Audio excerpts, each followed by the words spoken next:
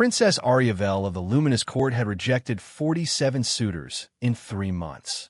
Not because she was cruel or capricious, as the gossip mongers whispered, but because not one of them had passed her test. The celestial throne required a ruler who could see beyond appearance, who valued wisdom over wealth, who understood that power meant nothing without compassion. Her father, King Theron, was losing patience. "The Duke of Crystalline Heights arrives tomorrow," he said, his voice echoing through the throne room. "He commands 3 fleets and brings a dowry that could fund our kingdom for a decade. And if he fails the test like all the others?" Ariavel asked. "Then perhaps," her father said carefully, "the test itself is flawed." But Ariavel knew it wasn't. The test was simple. She would disguise herself as a servant and observe each suitor for 1 day.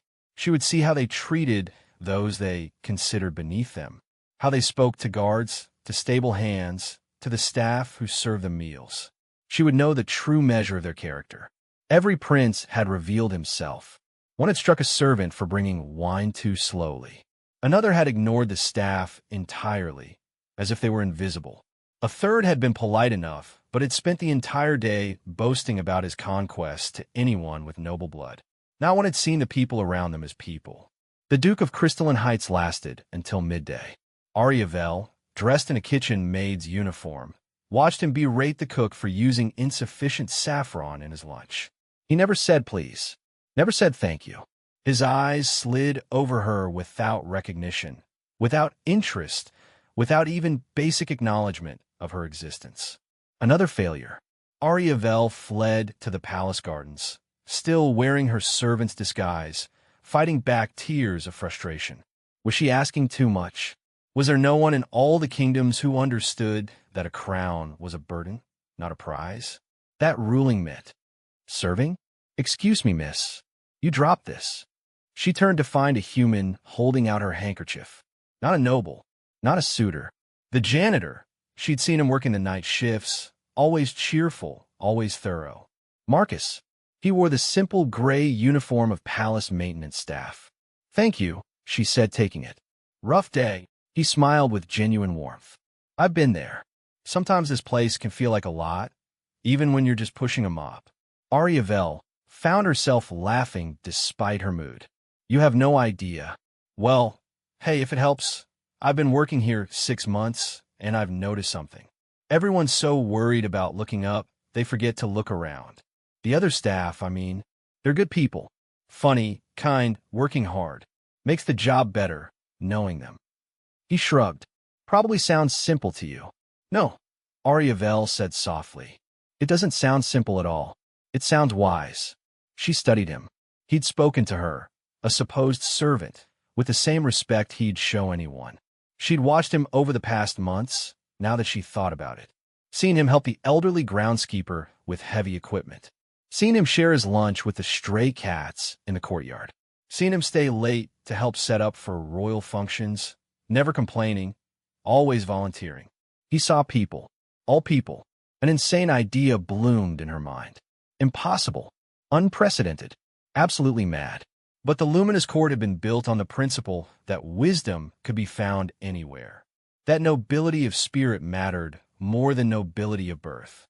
Her ancestor, Queen Syria the Wise, had famously said, "A crown should sit on the worthiest head, regardless of where that head first drew breath."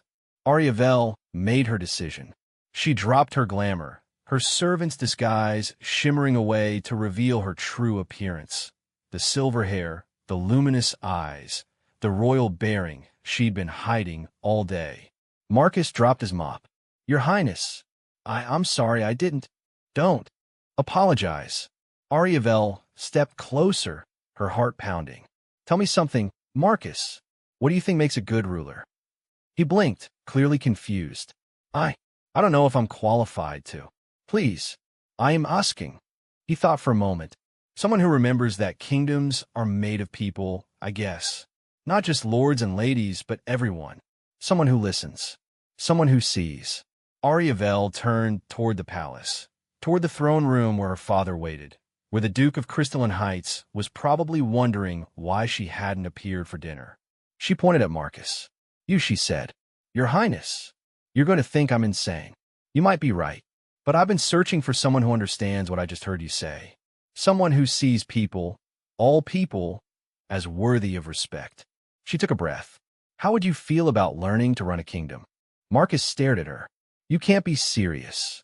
My ancestors built this court on the principle that wisdom matters more than bloodline. I've tested 47 princes. All of them failed. You passed without even knowing you were being tested. She smiled. I'm not asking you to marry me tomorrow. I'm asking if you'd be willing to learn, to study governance, diplomacy, leadership, to prove to the court what I already see. And what do you see? Someone who could be king, not because of where you came from, but because of who you are. Marcus looked down at his janitor's uniform, then back at the princess, then at the palace that housed the celestial throne. This is crazy, he said. Completely. Ariavel agreed. When do we start? She smiled. Now. The next day, Marcus found an envelope at his cart.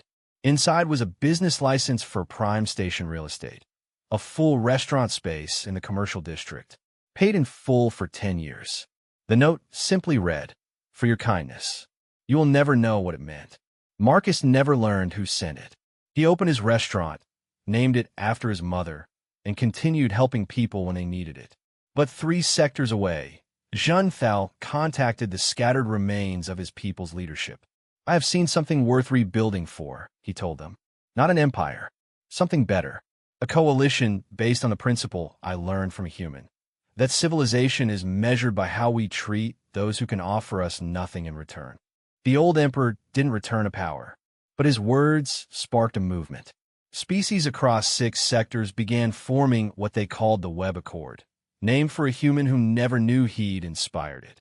A federation built not on conquest or dominance, but on mutual aid and freely given kindness.